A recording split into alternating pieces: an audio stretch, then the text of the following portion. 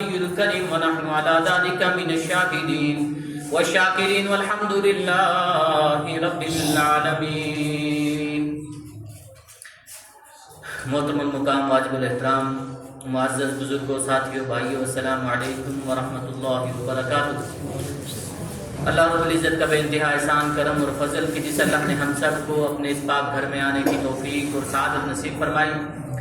اللہ رب العزت ہم سب کا یہاں پر کچھ دیر بیٹھ کر کے دین کی غور و فکر کرنے ہم سب کے لیے دنیا میں ہدایت اور آخرت میں ہم سب کی نجات کا ذریعہ بنائے. اللہ رب العزت نے جہاں پر انسانوں کو اپنی عبادت کے لیے پیدا فرمایا وہیں پر اللہ رب العزت نے مردوں کے لیے مسجدوں کو عبادت کے لیے عبادت پر مقرر فرمایا اور عورتوں کے لیے اپنے گھروں کو عبادت کے لیے مقرر کیا ہے. جہاں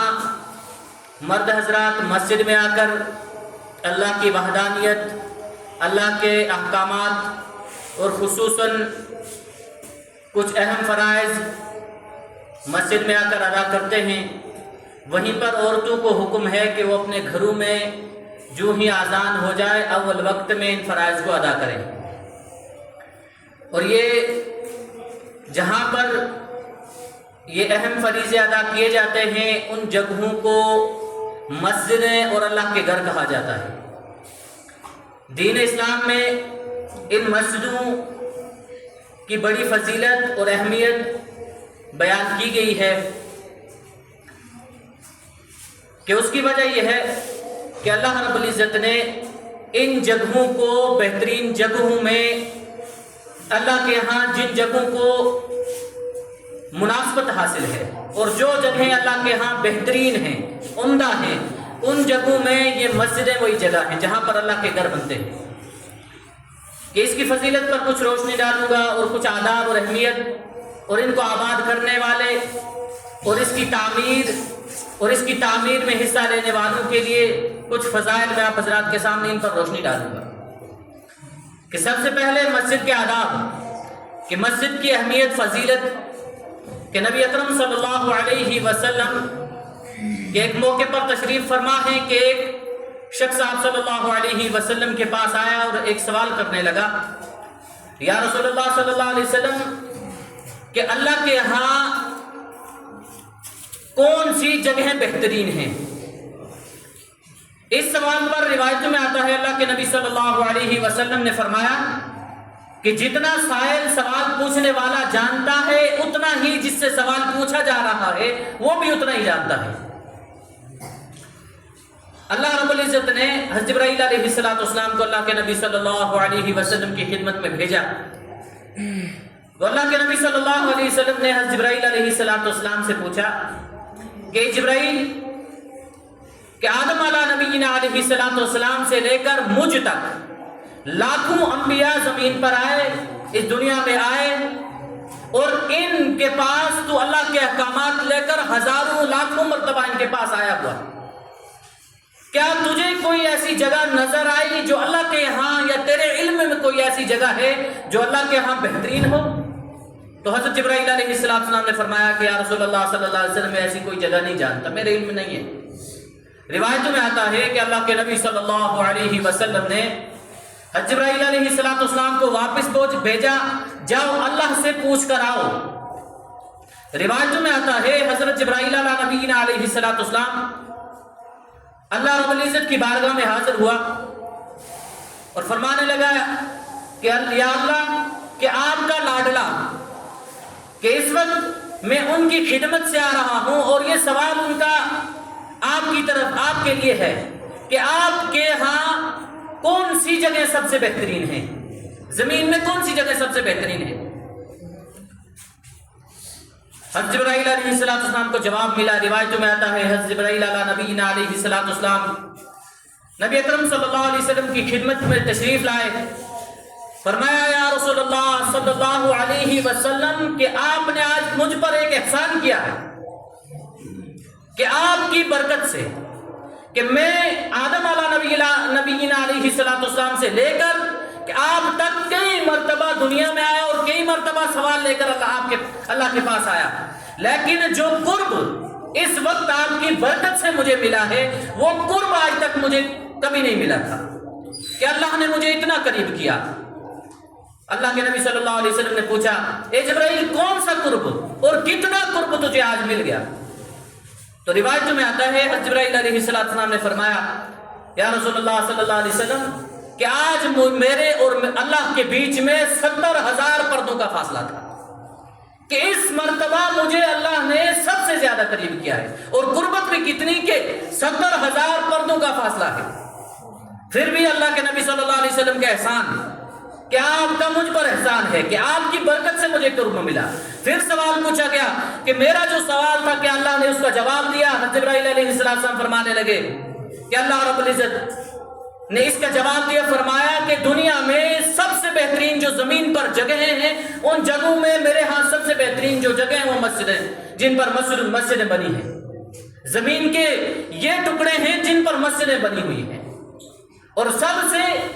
بدترین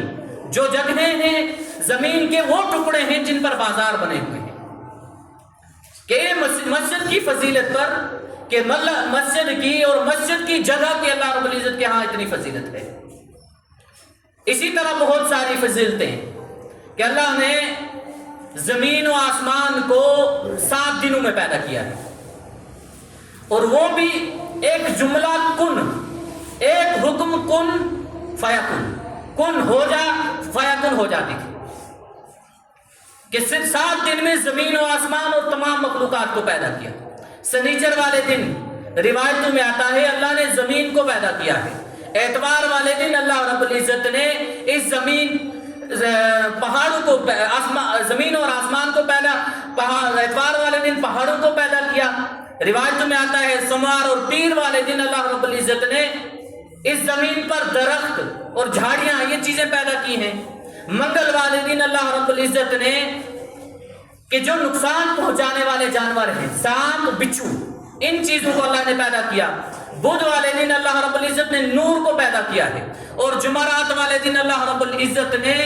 تمام باقی مخلوقات کو پیدا کیا۔ جمعہ والے دن اللہ رب العزت نے حضرت آدم علیہ نبینا علیہ السلام کو پیدا کیا۔ 7 دنوں میں پوری کائنات کو اللہ رب العزت نے پیدا کر دیا۔ اس کائنات میں جتنی بھی مخلوقات آنے والی ہیں سب کو پیدا کر کے، اور ان کی ضرورتوں کے لیے جتنی بھی چیزیں سب کو پیدا کر دیا۔ اب یہاں ایمان والوں کو ایک امتیازی انعام دیا جا رہا ہے کہ ساری چیزیں اللہ نے بنا دی، لیکن اللہ نے ایک مسجدوں کو اپنے ہاتھ سے نہیں بنایا ہے، اپنے حکم سے۔ ان مسجدوں کو بنانے کے لیے اللہ رب العزت نے انبیاء علیہ السلام کو حکم دیا بیت اللہ کو بنانے کا، یہاں تک کہ اللہ نے اپنا گھر یعنی بیت اللہ کو اپنے ہاتھوں سے نہیں بنایا یا اپنے حکم سے نہیں بنایا، اس کو بھی بنانے کا حکم انبیاء علیہ السلام کو دیا ہے۔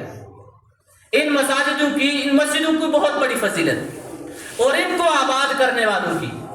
کہ ان کو آباد کرنے والوں کی بھی تو بہت بڑی فضیلت ہے، جہاں پر کہ اللہ کے ہاں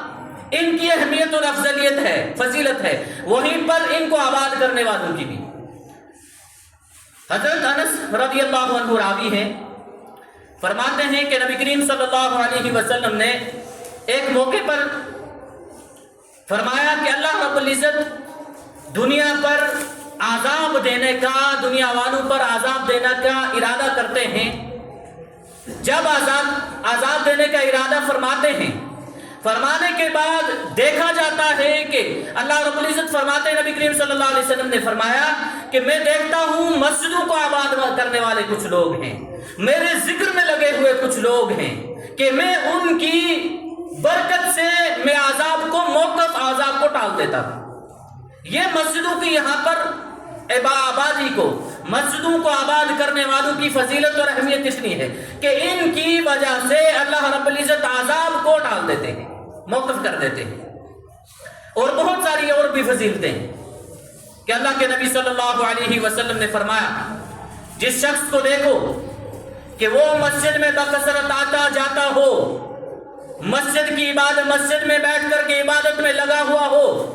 مسجد کی خدمت میں لگا ہوا ہو،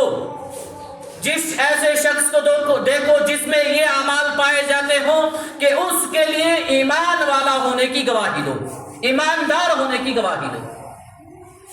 ایماندار ہونے کی یا ایمان والا ہونے کی گواہی کس کے لیے دی جا رہی ہے؟ جو مسجد کو آباد کرنے کی فکر میں لگا ہے۔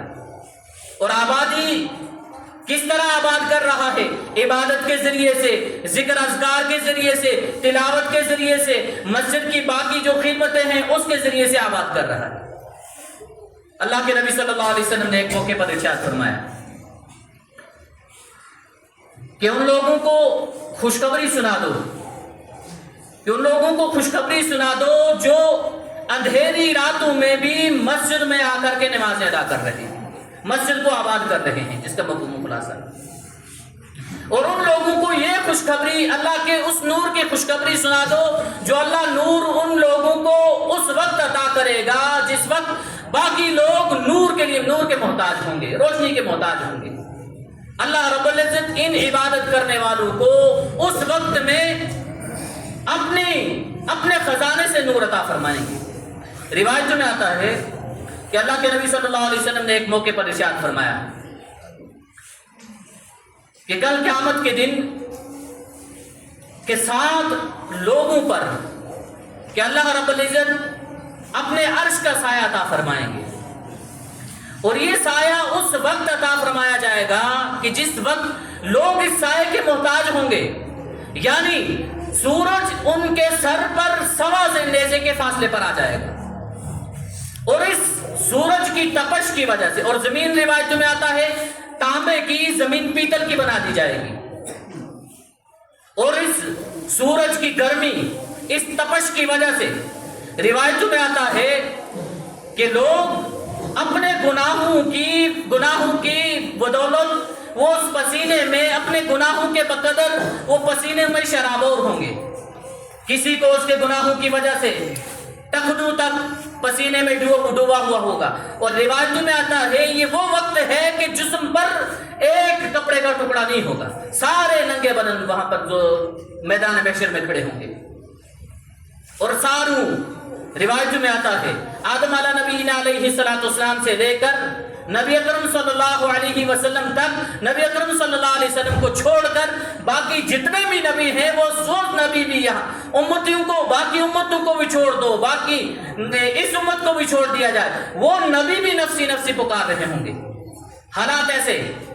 کہ سارے یا اللہ اس وقت میری ہی حفاظت فرما، اور اس حال میں اللہ رب العزت، اللہ کے نبی صلی اللہ علیہ وسلم نے فرمایا کہ عرش کا سایہ ان 7 لوگوں پر مرحمت فرمائیں گے۔ ان 7 لوگوں میں ایک شخص وہ ہوگا جس کا دل مسجد میں اٹکا ہوا ہوگا۔ اس سے مراد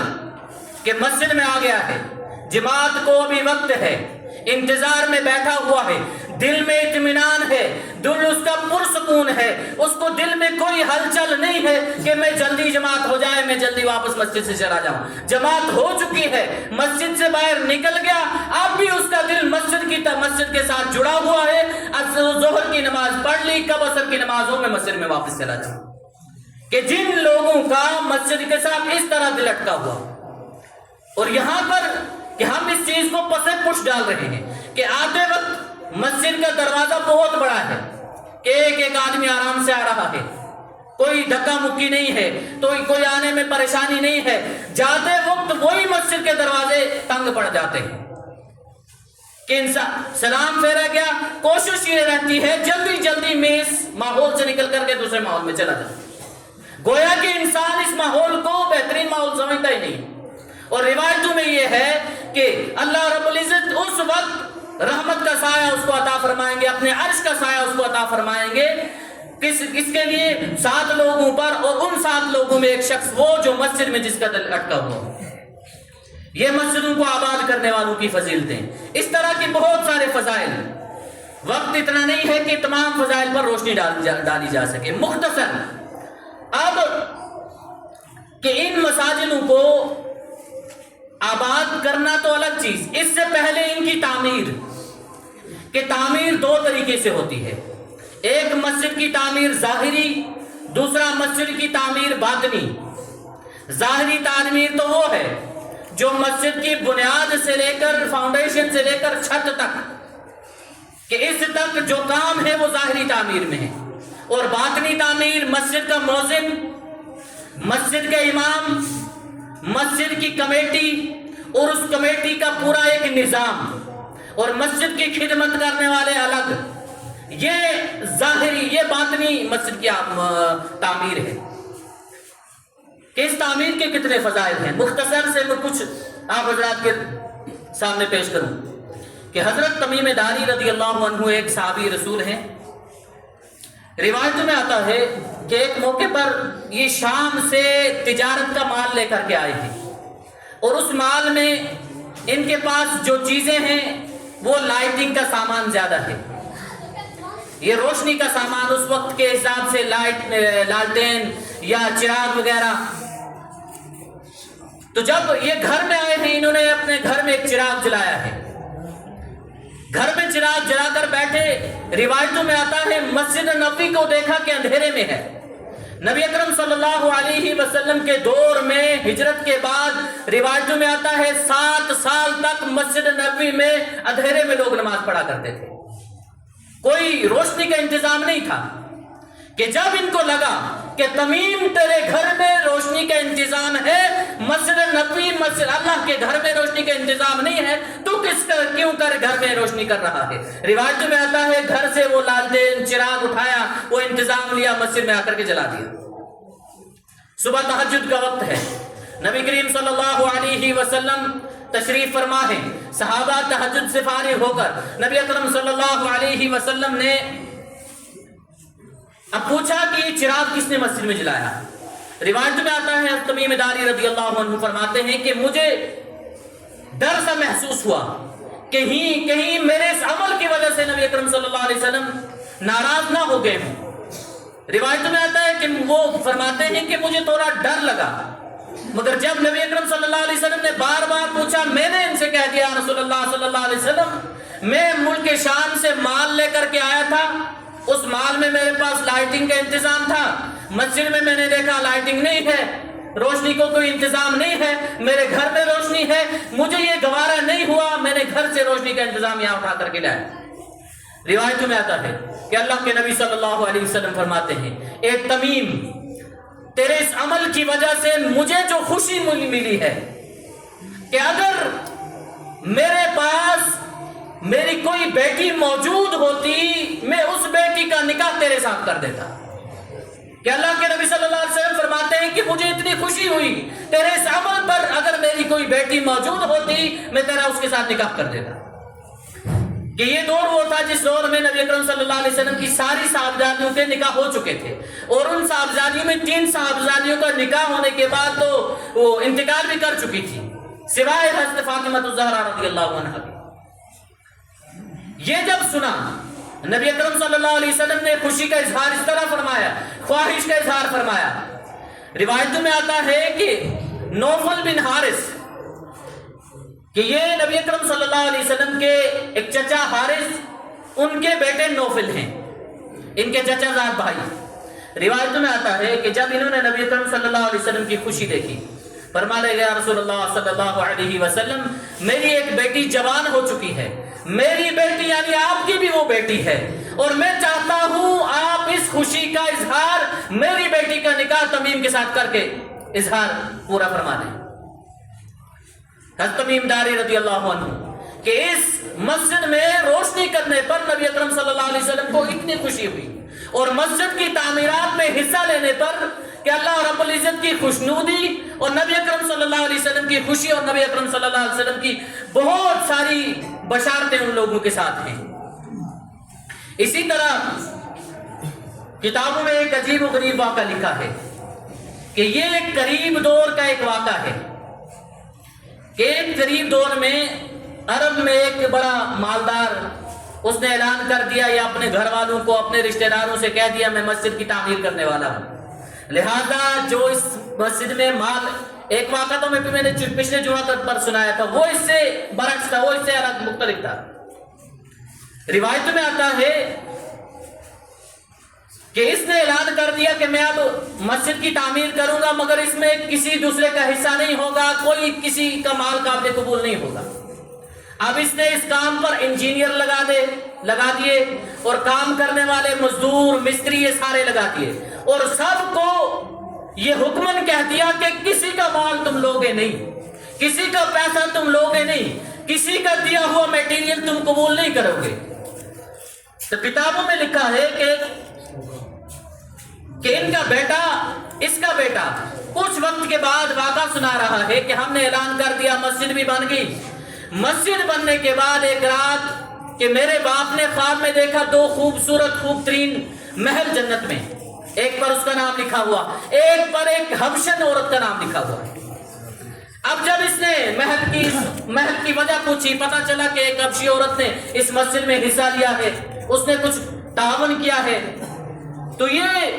صبح اس نے سارے لوگ بلا کر کے، سارے انجینئر اور باقی جو اس کے ملازم تھے ساروں سے پوچھنے لگا، میں نے حکمن تمہیں ایک آرڈر دیا تھا کہ کسی کا تم مال نہیں لوگے، میں یہ کس طرح ہوا کہ فلاں حبشن کا مال اس مسجد میں لگا ہے؟ تو وہ سارے کہنے لگے ہم نے کسی سے کوئی مال نہیں لیا۔ ایک مزدور کھڑا ہوا، کہ مزدور کھڑا ہونے کے بعد کہنے لگا کہ میں مسجد کے گھاڑا بنانے کے لیے یا مسالہ بنانے کے لیے جو پانی لے کر فلاں کنویں سے لاتا تھا، کہ اس کنویں میں پانی نکالنے کے لیے میں ایک ڈول ڈالتا تھا، کہ جب میں نے ڈول ڈالا اس کی رسی ٹوٹی، ڈول نیچے گر گیا۔ کنویں میں سے پانی نکالنے کے لیے ایک بالٹی نما ایک ڈول، جس کو ہمیں اس وقت کے اعتبار سے بالٹی بھی سمجھتے ہیں، کہ وہ میرا ادھر گر گیا۔ میں پریشان کھڑا تھا، میں پانی کس طرح لے کر کے جاؤں گا۔ اچانک گزر ایک حبشن عورت کا ہوا، اس نے پوچھا میری پریشانی کی وجہ پوچھی، میں نے اس کو وجہ بتا دی کہ وجہ یہ ہے کہ میرا ڈول نیچے گر گیا ہے، میں مسجد کا کام کرنے والا ہوں، اس کی تعمیر میں مزدوری کر رہا ہوں، لہٰذا میرا ڈول گر چکا ہے۔ یہ کہتا ہے کہ اس حبشن عورت نے ایک ڈول دیا، اس نے کہا یہ ڈول لو، یہ بالٹی لو، اس کو میں نے مسجد کے لیے وقف کر دیا۔ اب اس نے اس عورت کو ڈھونڈوایا، عورت کو بلا کر کے، اب یہ شخص جس نے پوری مسجد کا نظام کھڑا کیا ہے کہ میرا مال لگے گا، یہ اس عورت سے کہتا ہے کہ ایک کام کر، تو یہ ڈول جو تو نے دیا ہے یہ واپس لے اور مجھے بھیج دے۔ تو عورت سمجھ گئی، وہ کہتی ہے کہ میں یہ ڈول میں نے اللہ کے لیے وقف کر دیا، مسجد کے لیے وقف کر دیا، اب میں واپس اس کو بھیج نہیں سکتی۔ اب اس نے لالچ دینی شروع کر دی کہ ایک کام کر، میں اس ڈول کی تجھے 500 ریال دیتا ہوں، 500 ریال بھی بڑے قیمتی۔ تو یہ اس نے انکار کر دیا، بیچنے میں نہیں بیچوں گی۔ پھر اس نے قیمت بڑھا دی کہ ایک کام کر، 1000 ریال لے لے، 1,00,000 ریال لے لے، یہاں تک کہ کتابوں میں لکھا ہے اس نے 1 کروڑ ریال کی پیشکش کر دی کہ اس قیمت پر مجھے یہ ڈھول بیچ دے۔ جب اس نے نہیں انکار کر دیا کہ میں اس قیمت پر بھی نہیں بیچوں گی، یہ بادشاہ، یہ وقت کا وہ آدمی یہ اس عورت سے کہتا ہے بتا تو غریب خاندان سے ہے،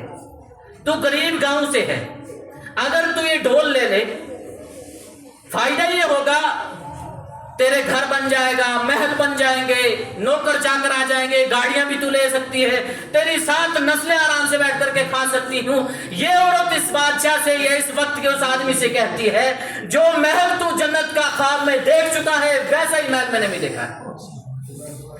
کہ مجھے تیرے اس قیمت کی کوئی ضرورت نہیں ہے۔ اس ڈھول پر اللہ نے اس کو محل کی نشاندہی کرا دی کہ جنت میں بننے والا محل۔ نبی اکرم صلی اللہ علیہ وسلم نے فرمایا جو دنیا میں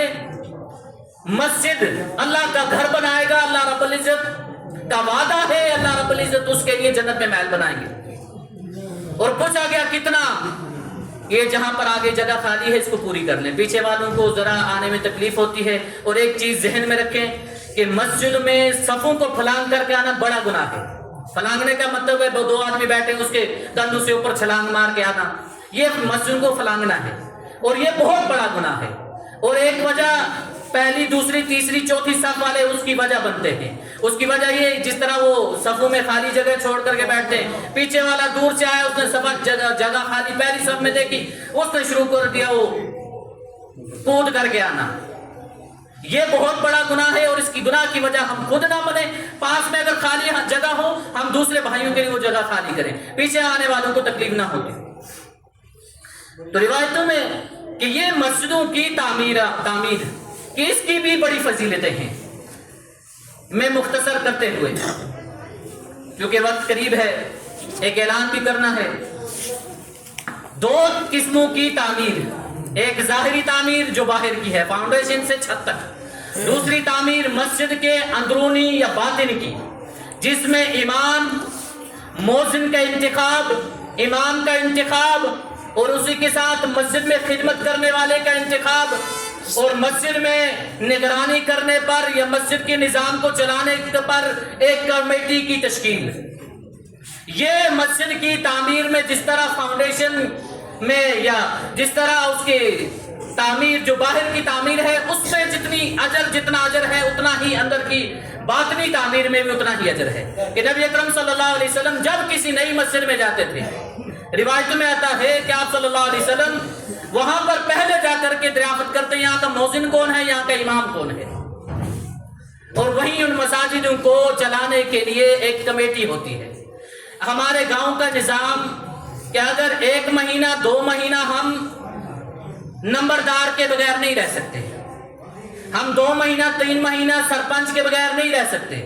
اس کی ووٹنگ کے لیے ہم دیر رات 1 بجے قرآن سینے کے ساتھ لگا کر کے لوگوں کے پاس جا سکتے ہیں، اپنی ٹوپیاں ان کے سامنے بچھا سکتے ہیں۔ وہیں پر جو سامنے ہمارے ایک چیز ہے جو کل قیامت کے دن ہمارے لیے سفارش کا ذریعہ بنے گی، وہ مسجدیں ہیں۔ کل قیامت کے دن ان مسجدوں کو فرمایا یہ جنت کی بسیں ہیں، تب تک یہ ہلنے والی نہیں جب تک یہ اپنی سواریوں کو سوار نہ کر لیں، جنت میں تب تک یہ نہیں جانے والی۔ اور ان اپنی سواریوں کو جو ان کے ساتھ، اور روایتوں میں ایک چیز مفسرین فرماتے ہیں کہ یہ گریڈ اسٹیشن ہے، جس طرح گریڈ اسٹیشن کا کام پروجیکٹ سے پاور لینا اور اس کو برابر مقدار میں لوگوں تک پہنچانا، گھروں تک پہنچانا، دین اسلام میں یہ گریڈ اسٹیشن کی حیثیت رکھتی ہے۔ اللہ کا نور، اللہ کی رحمتیں ان مسجدوں میں برستی ہیں، اور یہ مسجدوں میں سے جن کا تعلق مسجد کے ساتھ بہتر ہے اس حساب سے مسجدوں میں سے یہ نور آگے پھیلتا ہے، منتقل ہوتا ہے۔ کہ ہم اس کا لحاظ کریں، یہاں پر کہ ہم جہاں پر تعمیر کا لحاظ کرتے ہیں وہاں پر باطنی تعمیر کا بھی ہم لحاظ رکھیں۔ اس کے لیے